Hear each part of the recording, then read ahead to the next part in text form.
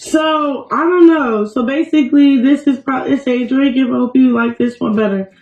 Okay, so there was this book, right? And the book basically was talking about a kid that was diagnosed, right? And the only reason why I said it's weird is because you will have the public trying to diagnose your kid. You will have the public critter like doing all type of weird stuff. And then why give a book to me like something wrong with my child? You feel what I'm saying? And it's not that she's just in and out. She hurt. She responded. No, that was just weird. Straight up.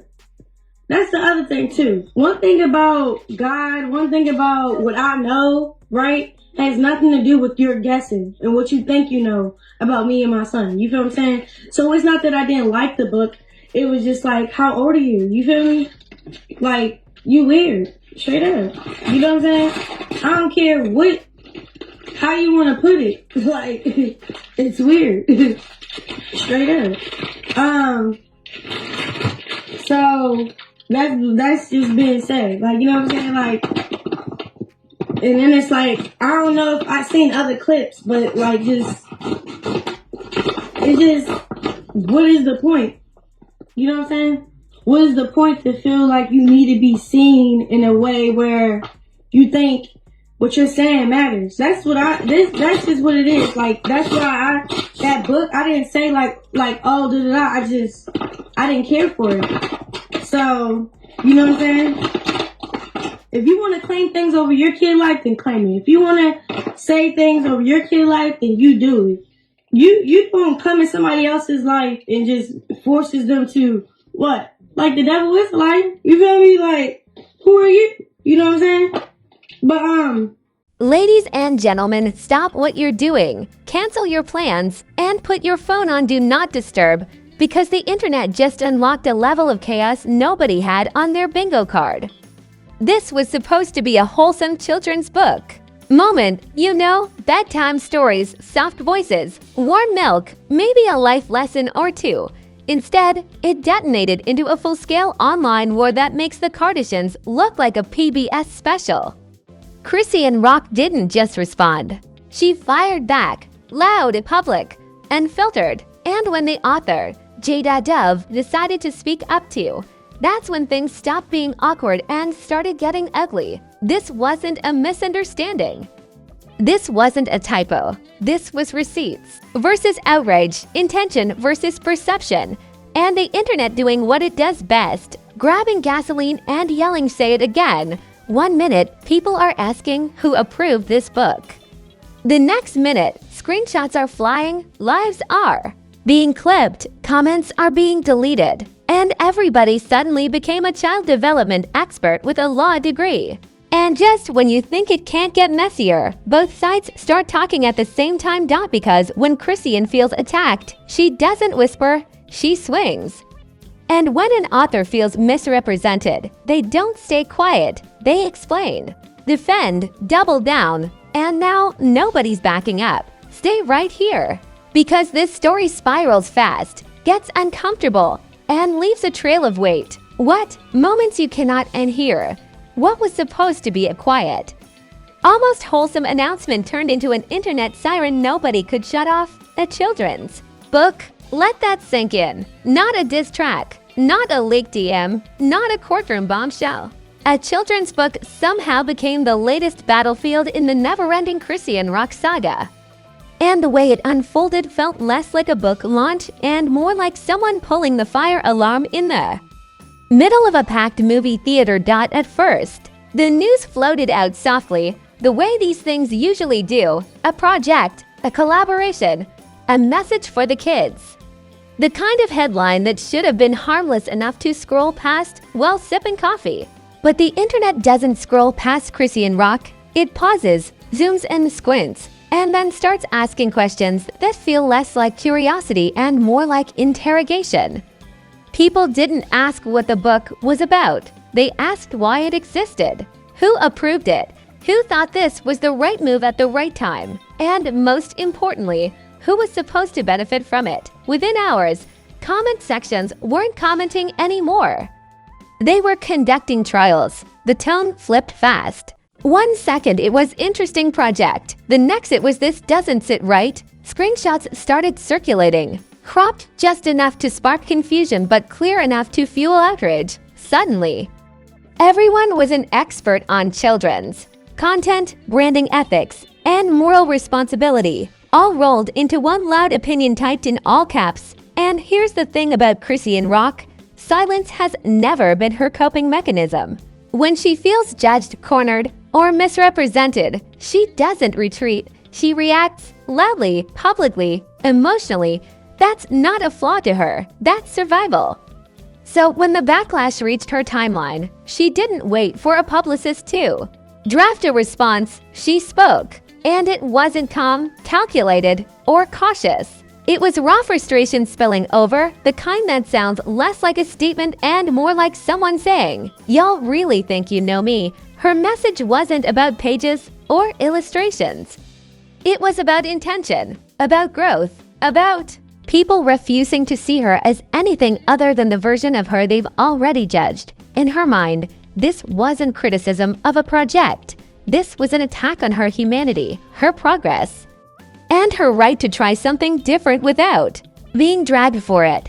But the internet doesn't listen for intention. It listens for impact, and the impact, according to critics, felt wrong to them. They didn't hear growth. They heard tone deafness. They didn't see evolution. They saw poor timing wrapped in a bad idea. That's when the story stopped being just about Chrisean, because once her name was attached, the spotlight swung hard toward the author herself, Jada. Up until that moment, she was barely a footnote in the conversation. Suddenly, she was the headline. People wanted to know who she was, what her role really was, and whether she understood the storm she'd stepped into. The questions weren't gentle. They were sharp, skeptical, and relentless. Was this clout chasing? Was it naive optimism?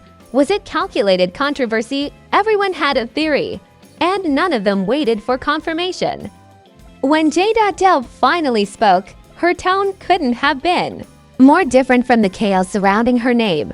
She explained, she clarified, she framed the project as positive, intentional, and rooted in something deeper than the internet's snap judgments. From her perspective, this wasn't exploitation or recklessness. It was storytelling, it was inclusion, it was belief in growth. But explanations don't go viral. Reactions do. Her response didn't calm the waters, it split them. Supporters rallied behind her, praising the message and accusing critics of refusing to let people change. Others doubled down, insisting that good intentions don't erase questionable decisions. And just like that, the narrative fractured into two loud, opposing realities screaming past each other. Chrisean, meanwhile, wasn't backing down. The more she felt misunderstood, the harder she pushed back. Her responses became sharper, more defensive, tinged with exhaustion and anger. It wasn't polished. It wasn't designed to win anyone over.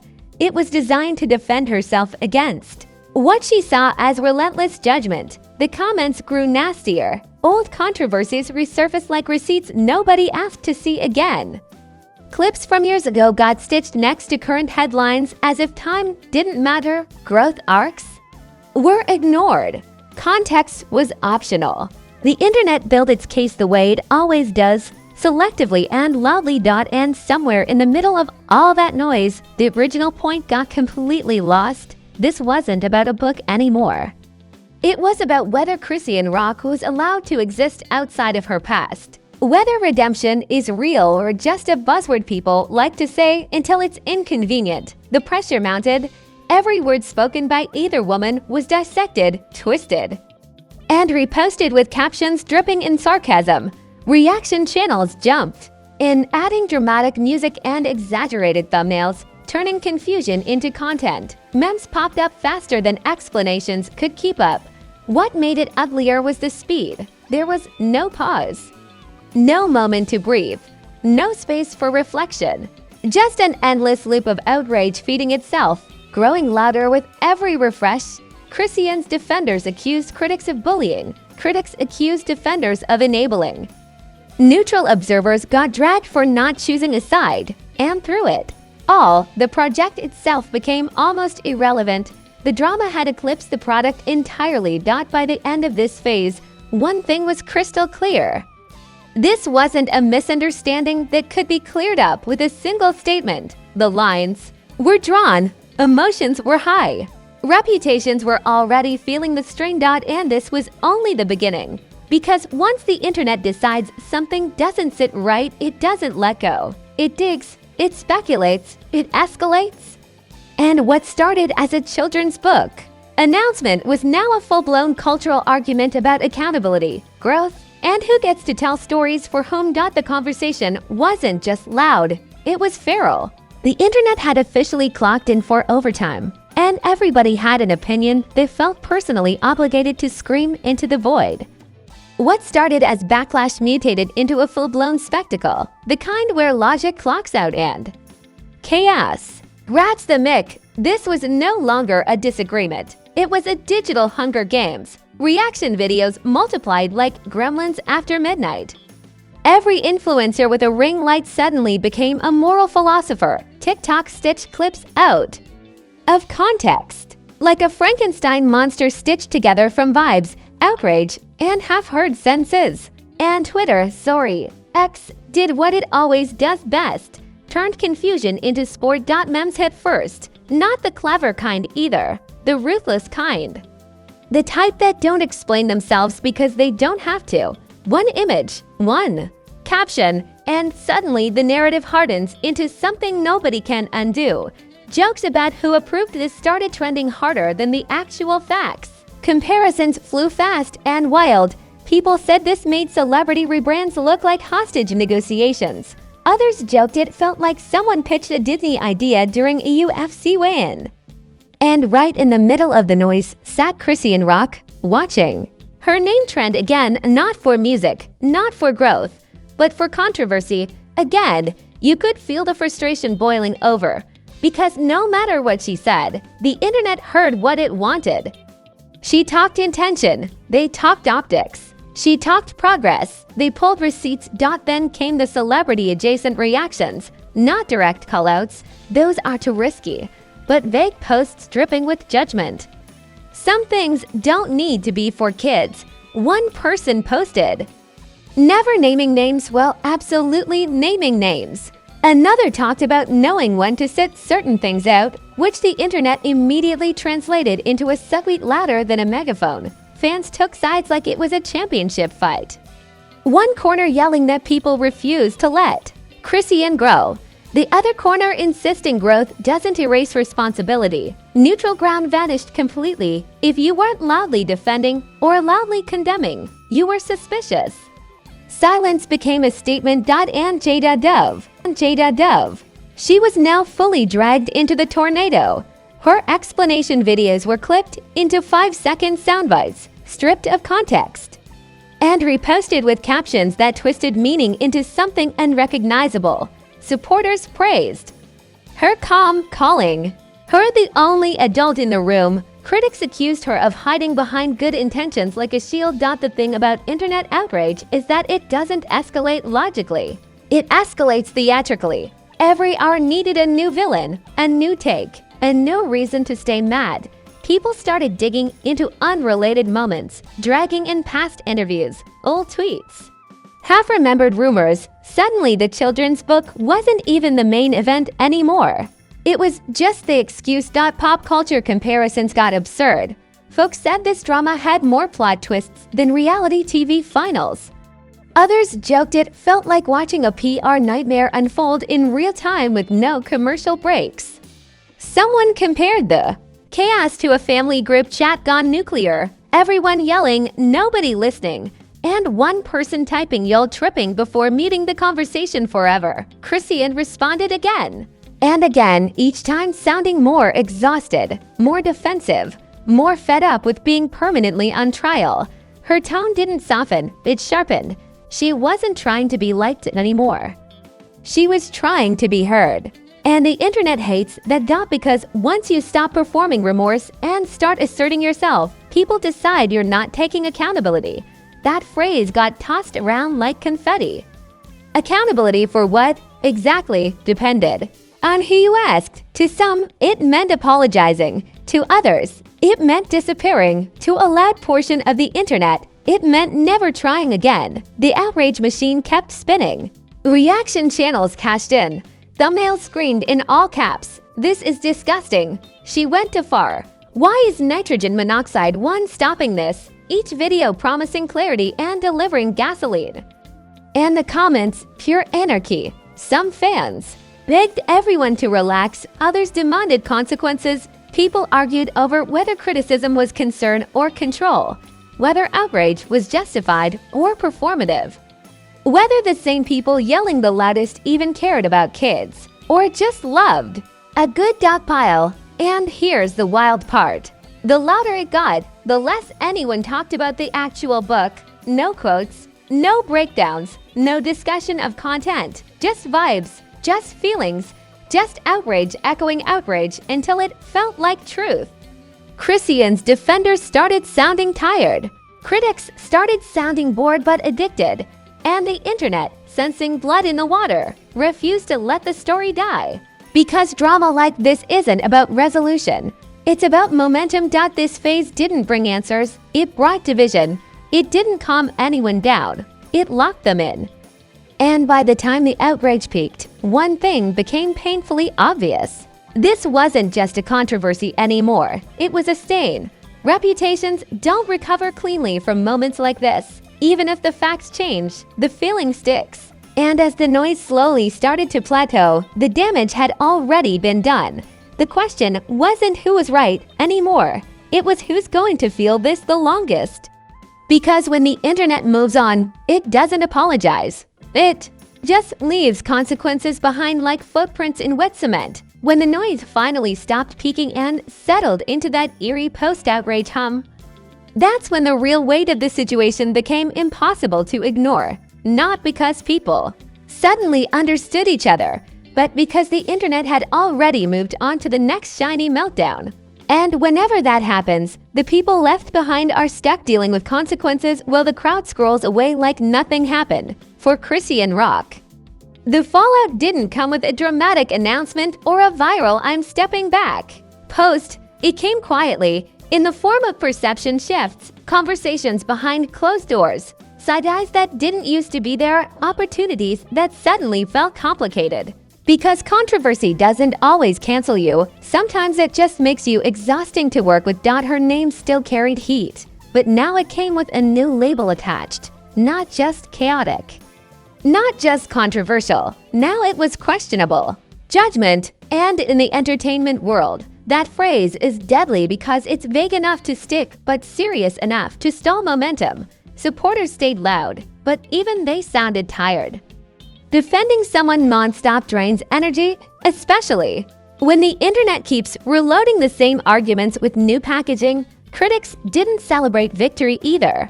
They just moved on, leaving behind half-finished think pieces and comment threads that would never get closure. And Jada Dove, her aftermath looked different, but it was no less heavy. Her name was now permanently tied to a controversy she likely never intended to ignite. No matter how many times she explained her intentions, the association lingered. Google doesn't care about nuance. Search results don't carry tone. They just remember headlines.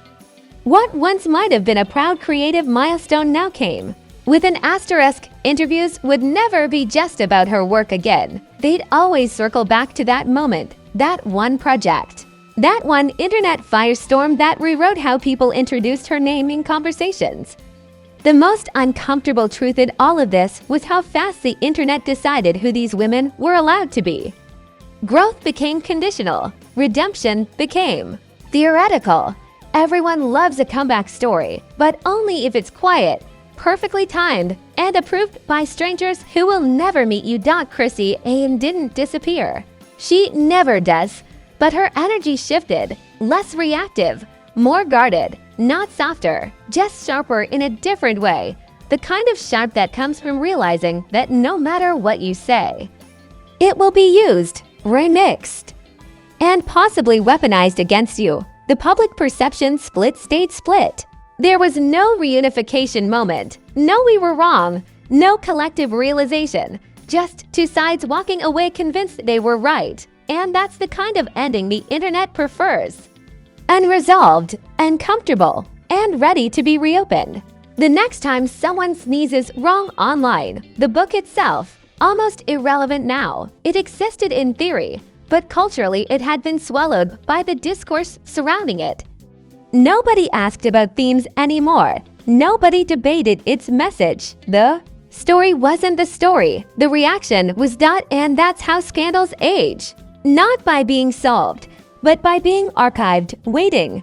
Because here's the thing about Chrisean Rock's public narrative. It never truly resets. It stacks. Each controversy doesn't replace the last one. It sits on top of it like another layer of paint, thickening the picture until nobody can see the original surface anymore. This moment didn't destroy her career. It complicated it, and sometimes that's worse. Destruction is clean, complications linger. They follow you into rooms. They change how people speak to you. They turn every new idea into a risk assessment. Relationships felt it too, not just industry ones, but personal dynamics that don't survive constant public judgment. Because it's one thing to argue privately.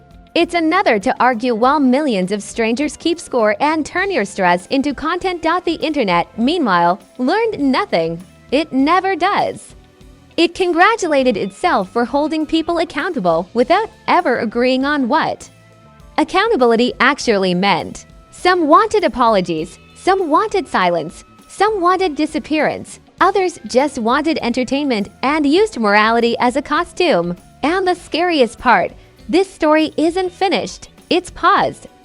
Because the next time Chrisean announces anything even remotely wholesome, this moment will be dragged back out like a receipt nobody asked for. The next time Dev speaks on creativity or intention, someone will comment, "Remember that book?" Like a ghost tapping on the glass. That's the curse of viral controversy. You don't escape it. You just learn to live with it. The audience moves on. The algorithms refresh. The outrage resets. But the people involved carry the residue, and in an industry that thrives on reinvention, residue is heavy. So while this chapter may have ended without a clear winner, it left behind something far more powerful, a reminder that the internet doesn't want growth stories unless they're boring. It doesn't want nuance unless it's trending. And it doesn't want explanations unless they fit inside a meme. Chrisean Rock fired back. Dev responded. The drama got ugly, and the internet did what it always does: watched, judged, monetized, and walked away. And this is exactly why you cannot blink in this era of celebrity chaos. 1 minute it's a children's book announcement. The next minute it's a full-blown internet tribunal with memes, think pieces, and everybody suddenly acting like the moral police just clocked in for a double shift. If this story taught us anything, it's that scandals don't need to make sense. They just need momentum. So now I need you to do 3 things. And don't act confused because you already know the assignment. First, smash that like button. Like it owes you money and keeps dodging your calls because the algorithm only listens when you get aggressive. Second, drop a comment right now and tell me where you stand. Was this blown completely out of proportion? Or did this situation really cross a line? No fence sitting. The comment section is the after party, and I want chaos, not whispers.